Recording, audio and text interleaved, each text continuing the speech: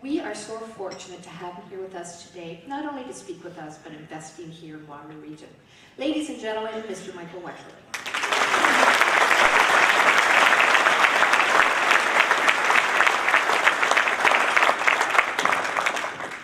That was really kind, you know, and the real reason is that I really stayed for a cup of coffee at York and did night school for it, which I really didn't do that well at that either. But it was my fortune to be fired as a waiter and not do well at school because I ended up on the Toronto Stock Exchange floor when they moved from the old floor to the new floor. And I did con the lovely mayor into joining me.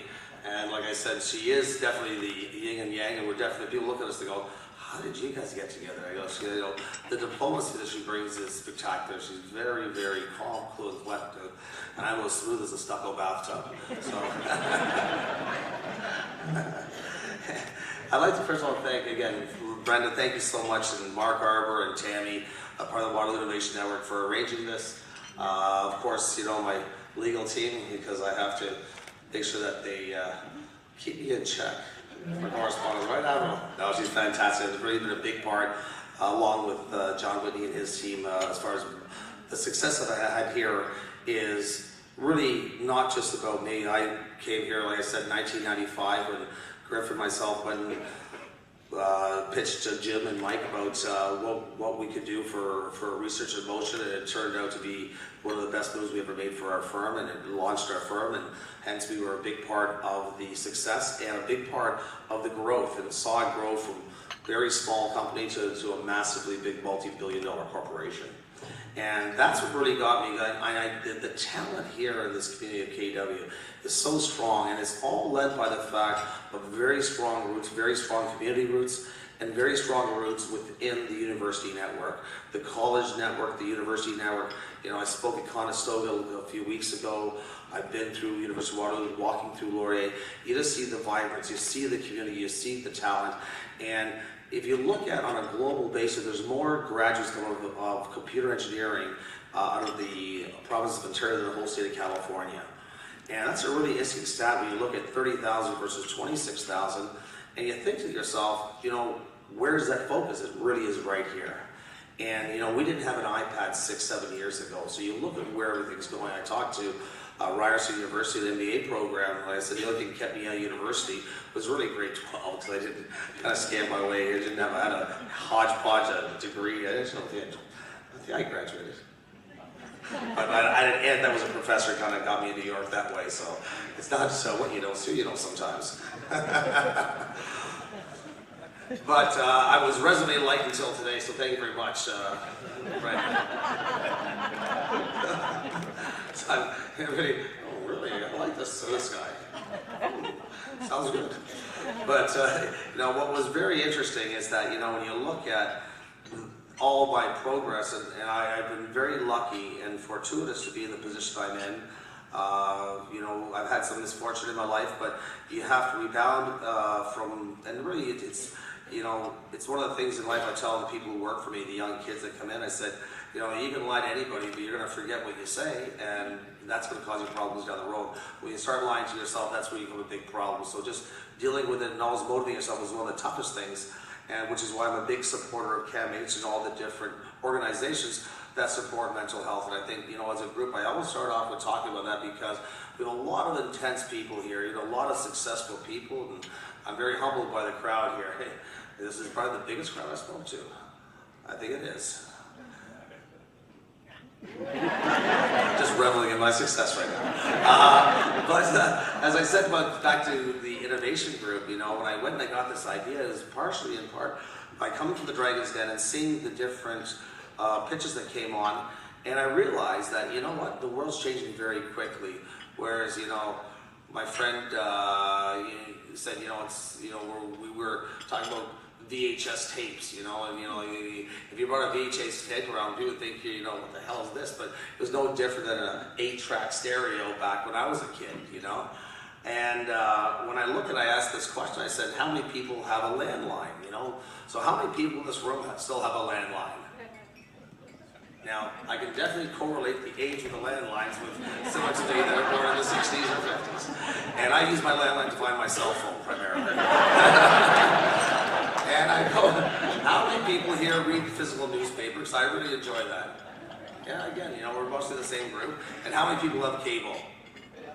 Again, same people put their hand up. Now, if you ask me, how many people have more than 2 devices, personal devices, whether it's an iPad, a computer, a BlackBerry, an Apple, how many people have more than one? Everyone puts their hand up.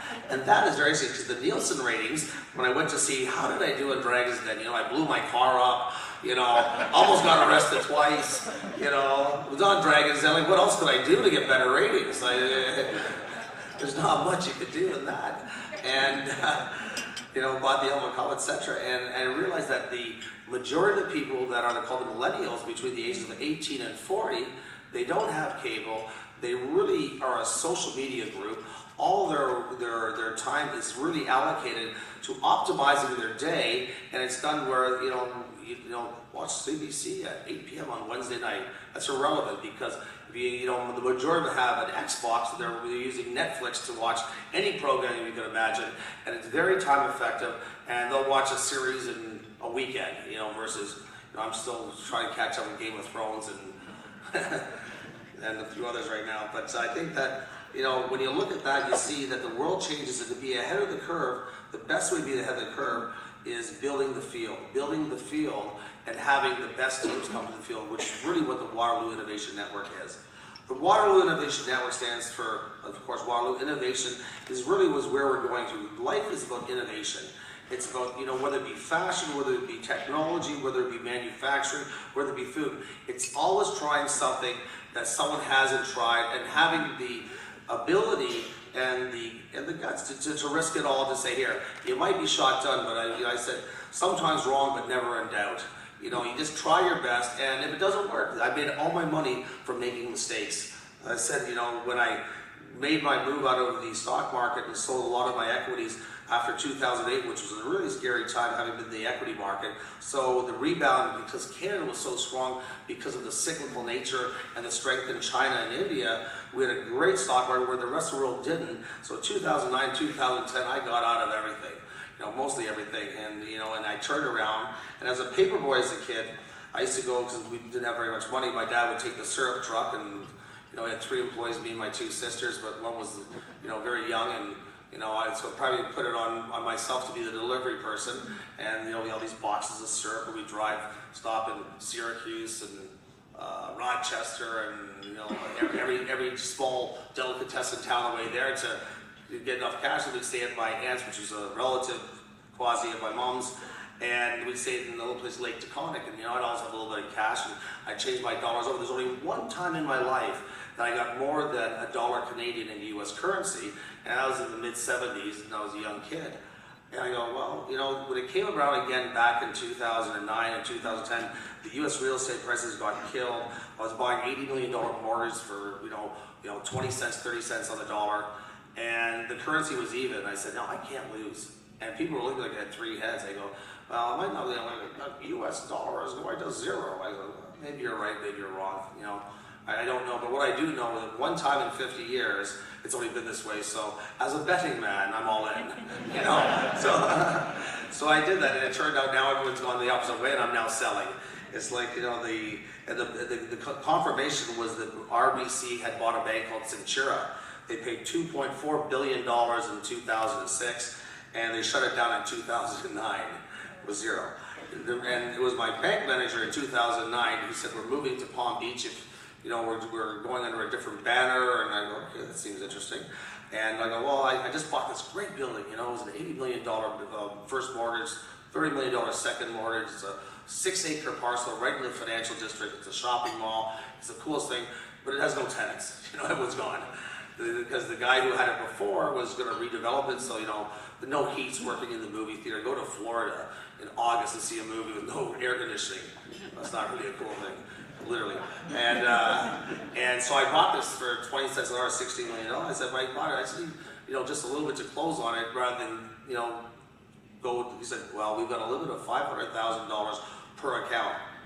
I go, are you serious? I said, doesn't matter what you have. No, it doesn't matter. Now, last year, if you would have came, we would have let 97% against that. I go, well, excellent. Well, why don't you call me the next time you let 97%? I want to sell everything. You know, it's just totally the reverse thesis of what you want to do. You buy fear, you sell greed, and if you have that opportunity, which is, you know, very few times in life you see it, you'll have to make mistakes to get there, but, you know, never bet the farm, but when you have that chance, definitely go in the water. And that's what I did, and it's turned out well, and now I'm reversing it and putting all my money in Waterloo.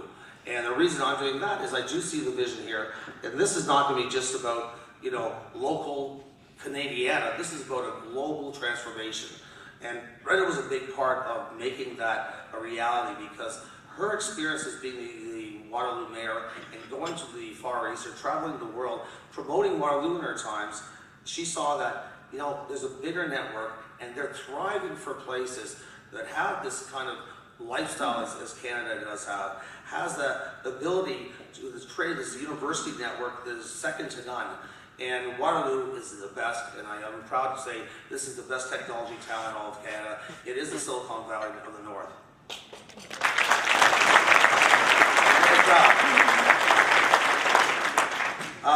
You know, and I think of that as what we're trying to build here is build it and build a system that is a network, which is partnership. And the partnership that we're building here is an association with all business. I think that I have talked a little bit about, you know, people talk to me, how did I do so well? What were my tricks of the trade to make money? What made you rich? How do you see this? What's your opportunity here? How do we participate? Well, all the above, I'll tell you in a very short period of time, and it's very, you know, it's common sense is the best reality of life. You know, keep it simple was always the statement the old floor traders used to say to me, and I would always try to make things more confusing than it was. And 7 degrees of separation, you'd always end up the same place. And being an entrepreneur, as everyone is here, what does the word entrepreneur mean? You know, everyone in this room is an entrepreneur by right. You know, whether you're a stay-at-home mom or dad, whether you're running a manufacturing, whether you're running a hot dog cart, it doesn't really matter. The question is, you know, everyone is here, and we all have the same objective as the world does. You know, we all want to have nice houses, nice cars, and have trips, and you know, we want to have that. You know, I made it in this world, and you know, making it successful. You know, I thought about it hard because, you know, like I said, part of my best memories were building GMP securities. You know, the early days when I just started on the floor and, you know, eating peanut butter sandwiches and being able to go to the first restaurant and not having to worry about a bill and running out. You know, it's Dine and Dash sometimes gets caught, but it's a good runner. But they say, you know, one time as I started making a lot of money in my early 30s, I'm sitting there and I'm like, it was kind of funny because I said, you know, I know this sounds awkward, but you know, I got way more money I can ever imagine I have, but I just keep buying more shit. So, I said, you know, I have a boat, just buy a bigger boat, and it just becomes more of a hassle, and you just end up getting more and more things, and you go, is this really? You end up not feeling wealthy, but you have assets. I go, well, you know, houses here, I only live in so many, drive so many. I think at one time I had 22 cars. I like cars, my dad, our nicest car was a Cordoba. The Strata Chief was most of the life, and before that I don't remember that car, but you know, the same van for 28 years, paid it I don't know how many times. At the end I said, you know, you can't pay Russ, man. He's just you know, of course you got. My dad spoke 5 languages. Unfortunately, one wasn't English growing up as a kid, but great man and taught me a lot about life. But it's really a big part of the community here. You know, the immigrants have come to Canada through the 1900s and to the 2000s is really what's really driven this community here, and it's a hard-working, strong-willed, community, family-oriented group, and I really encourage that because I think that, you know, it really is the backbone and encouragement of making all communities stronger, because you do have to have diversity, and I believe that that's one of the big successes of any kind of society. You know, and then when I turned around, I said, what is it to be rich? You know, all the lessons you learned is most of the mistakes you made. And he turned around and said, you know, a rich person is content with their lot. And I just kind of thought about it, and I said, that's true. You know, whether you're, you know, rich financially, rich emotionally, or, you know, a lot of people have different distinguishing characteristics. But as I sit back, it kind of corrected my viewpoint on, you know, just a number, because the stock market is all about numbers. How much you make, how much you're worth, what's this, what kind of car you drive, and you always want to be, you know, better than the next guy. So there's a race, And I finally got off that racetrack in 2011, and I thought to myself, now it's going to be time we're going to focus on family. I lost my wife in 2010, and you turn around and you think about it, you go, you know what, at the end of the day, the most important thing in your life is family. I see John with his daughter beside him, and his family, and that's a real strong thing to see, you know. Incorporating, I would love to see my children follow my path in some form or another, because it's great, you know. You always, you know, your legacy is not, you know, your sign on a building. It's your legacy is your children, because that's really what true legacy is all about. And so when you go around and see that, you really understand that there's two types of dollars. There's economic dollars, which you need, and I spend a lot of them. And then there's emotional dollars, and spiritual dollars. And I think that sometimes you gotta look back, and I'd say in hindsight, the emotional dollars are worth more than the economic dollars. Because, you know, I've gone oftentimes, even recently, you know, so I say asset rich but cash poor, you know, credit card roulette sometimes comes out. I go, well, it might not be going out tonight, so just take a little bit, you know, let's just take a little bit easy here.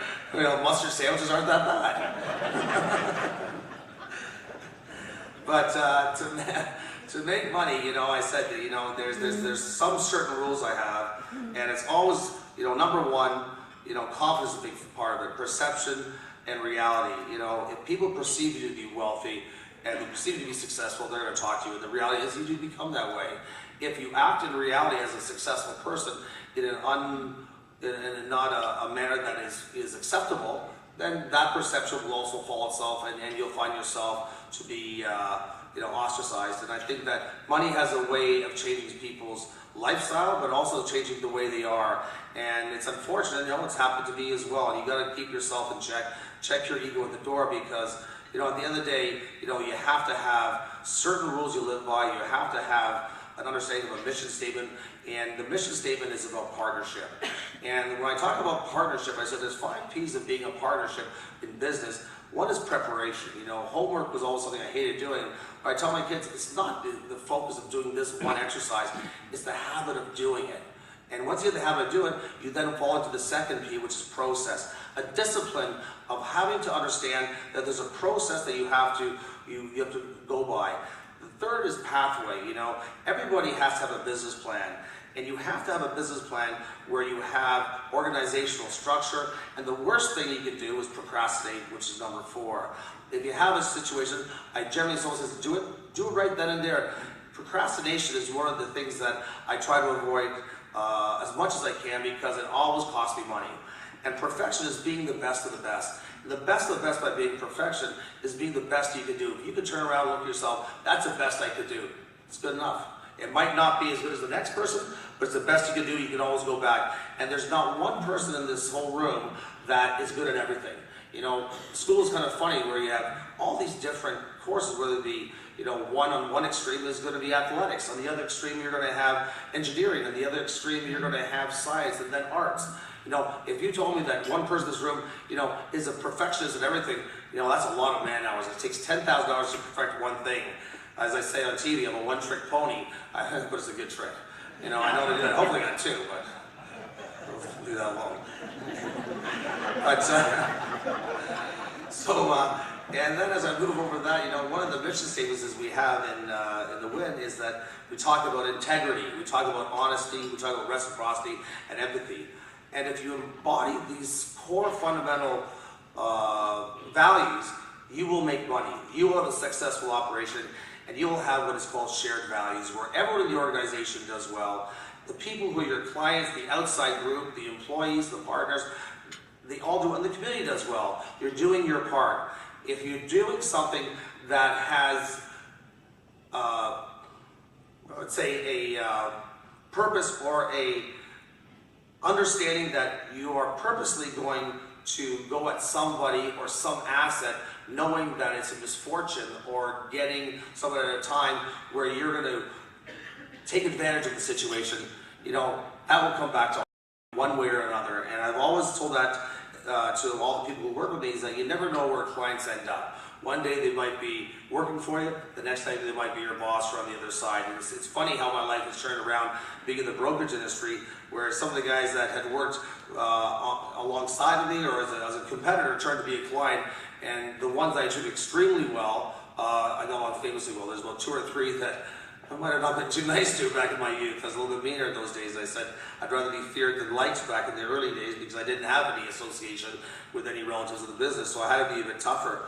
And I tell you, those people still have a dartboard with my face on it. Like there's one guy who works at Trimark, and I go, oh man, I said, please stop.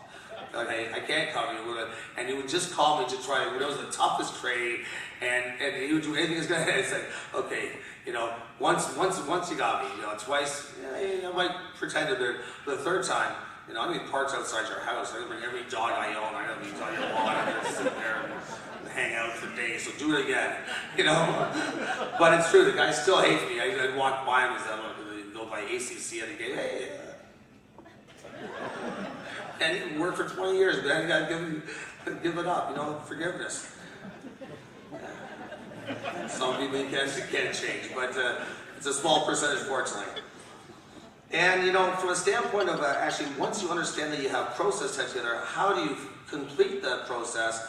And I tell you, there's an art and there's a science. The art is having the ability to take that process, which is more of a science, and to make it profitable. Every square foot in a retail store is calculated for profitability.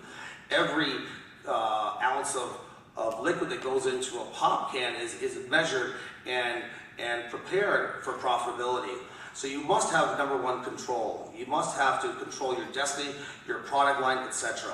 Confidence is very big. Like I said, sometimes wrong, but never in doubt. And there's nothing I can't buy. Just paying for is hard. Collaboration, not competition, You have people around the room. The first natural effect is for everyone to turn around and say, well, this guy over here does the same thing I do, so don't talk to him, this guy, this girl here. And I feel like back in high school again, I said, you know what? Why don't you just open up the organization and how you can work with each other, share pricing. It's really not that important, because at the end of the day, it's going to be out there anyways. People who are their clients, I would never tell you, there's more confidentiality breaks in corporate Canada in Bay Street than anywhere else in the world. Hence Insider Trade, Wall Street, etc. Right, Admiral? That's my counsel, and that was paid for by the law firm. But you look at that in collaborating competition, and I look at Canada as being very awkward, and I sat there and having gone through a lot of backstabbing in my life, probably the worst industry, the industry I came from in the securities industry, because there's so much money involved, and it always leads to the same thing.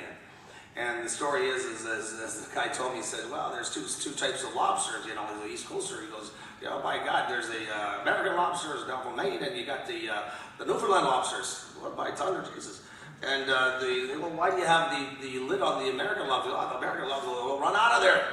Lord thunder. You gotta keep them there. Well, they're not a top on the Canadian lobster. They don't go out. Oh, yeah, but the other Canadian lobster brings it right back under. See how? So, it's a typical story that, we'd rather pull the Canadian guy back and elevate our foreign contact, which is why in Waterloo Innovation Network, it's about keeping the IP here, it's about keeping the kids here, keeping the foreign kids to stay here and provide their brain power to provide the next research in motion or Descartes or whatever, open text, etc. It's about not selling the IP, it's renting the IP on a global basis, making, Waterloo, Kitchener, Waterloo, very much the central force of technology in Canada, and I'd be proud to say that I'll be a part of that. And looking on a global basis, which was Brenda's theme and Mark Harbour's theme, is that we have the ability. We look at this crowd of people we have here. We have so many people that understand what to do and how to do it, and very evident by the fact of the crowd here and the fact that you're sitting with family, and there's a lot of lineage here. And I think the best thing about understanding what Waterloo Innovation Network is say collaboration. Let's get Google, and instead of seeing a buffer box which got turned off, make sure that we don't turn off the buffer boxes of the world. Make sure we have the continuation of the companies, so it's not up to someone else who owns the IP to turn it on, off, and on. Because had they had the time or spent a bit more time looking what direction, they could have made that decision a lot earlier. The only thing in life we control is our decision, and oftentimes you get blamed for other people's decisions. That's all we have, It's the one thing in life you control, and why Difference Capital was created. Tony Forsman, who ran the first or second hedge fund in the world and second private equity fund in the world with his brother Teddy, He said, difference, the one word that describes anything from everything. And the only thing you can control is your decision, but you have to be accountable for that decision. Make whatever decision you want, but be accountable for the repercussions of that decision. And that's what we are at the Waterloo Innovation Network, purposely situated along the track. We're purposely situated in where BlackBerry assembled a great group of assets. And the reason why there hasn't been much else going around the area is because they've owned it for 15 years, because they saw the value of the Waterloo University and surrounding universities and colleges. And what we are doing is making sure that it is the best facility for the entrepreneurs to be in there, and what a better way to learn or to make money, but looking through the success that's there. You look at magnet forensics, going from where they came from to where they are now. Talk to John about that story, or Mark Arbor, who did a great job in building out the space. What a great environment, what a great group of people, and I'll tell you, if I could, if this was public, I would have bought a long time ago. Because you see the growth. When you see the trucks of a fleet getting on the road, you see the expansion. That's all you need to see the success. Stay in your backyard. Everybody wants to know, did you hear about this company in,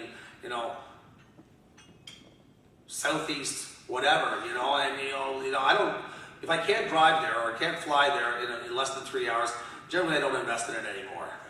I've done that a few times, and like I said, no harm against Namibia there, my good friend. Walter? Now, I wish I did. I didn't travel as much as I'd like to, and neither am I going to do that, but I was very impressed with the repertoire of Walter McLean. A very interesting man.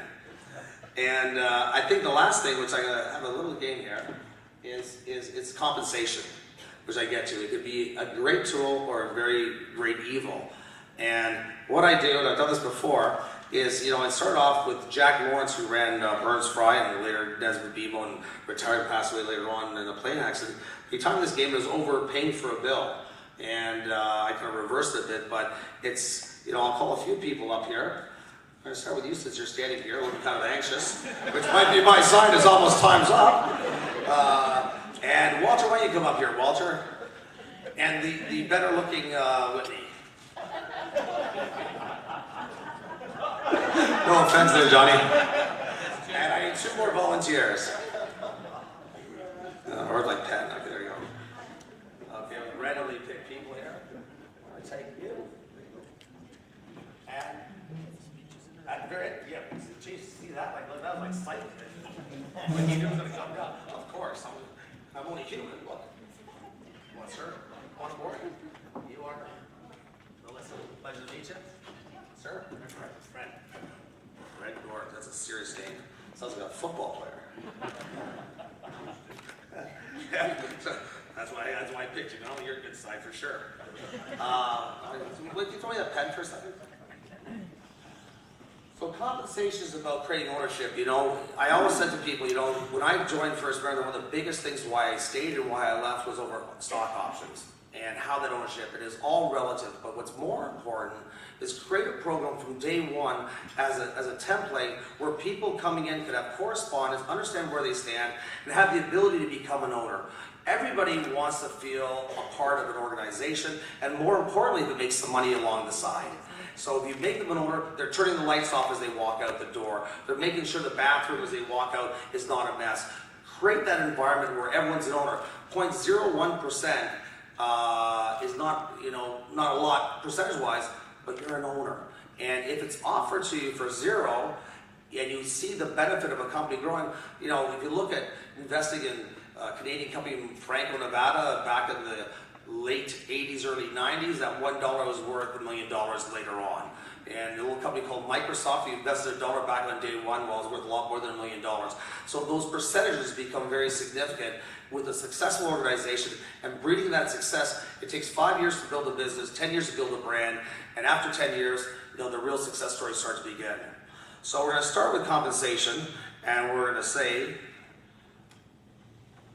okay, we're going to start here. Pick a number between 0 and 500. Yes, please. 11. Numbers higher. 11 and 500. 200. Excellent. 200 higher. 371 with confidence. Lower. So between 200 and 371, Walter. 333. 3 is my favorite number, Walter. And it's going to be lower, 200 and 333. 292. We're getting down here, so we're going to be lower here, and off to you again. 250. 250, and it is going to be lower now because as a dealer, I have to be either one up or one down. It's lower, so I'm 249.